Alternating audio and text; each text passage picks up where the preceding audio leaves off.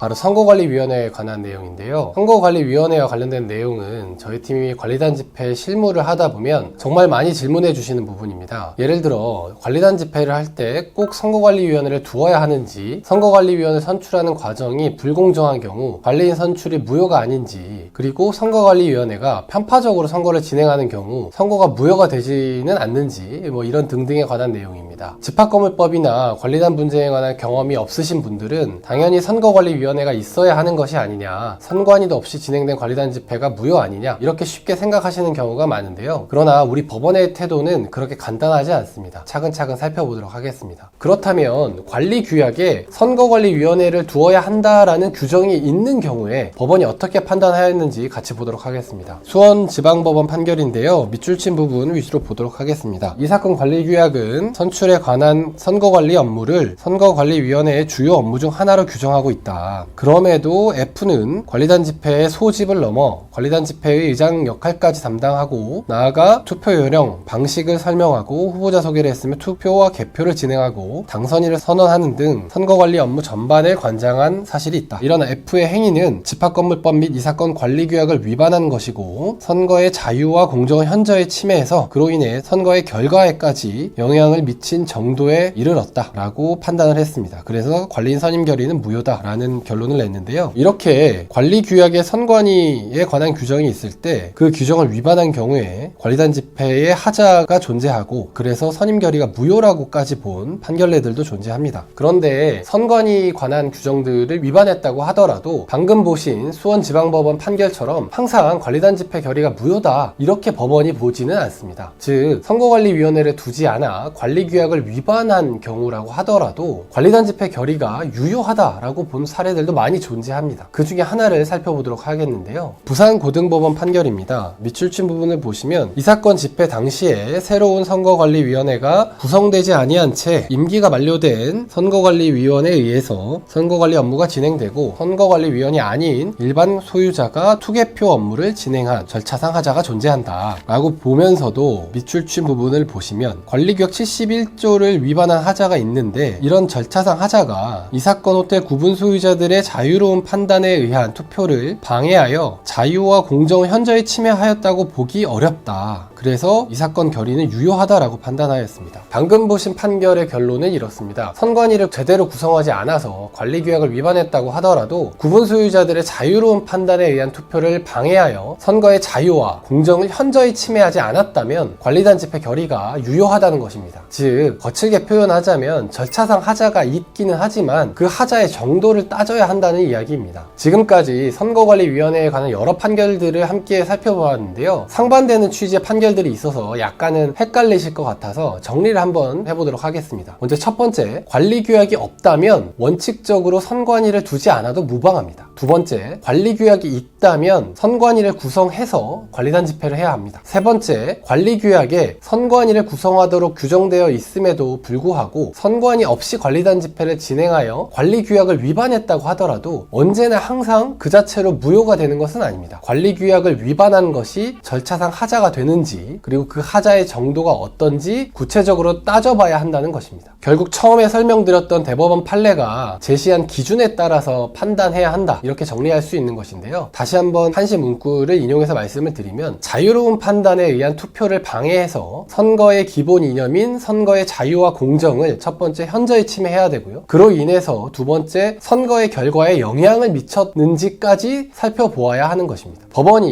이런 잣대로 판단을 하는 것이라면 소송 단계에서 사실관계를 어떻게 구성하여 그에 부합하는 증거들을 얼마나 잘 제출하는지에 따라서 결과가 크게 달라질 수 있는 것입니다. 그래서 관리단 집회를 준비하시거나 관련된 소송을 고민하고 계신다면 꼭 변호사와 함께 준비를 하시는 것이 적당하다고 저는 생각합니다. 오늘 영상이 비슷한 문제를 겪고 계신 분들에게 도움이 되셨으면 좋겠습니다. 감사합니다.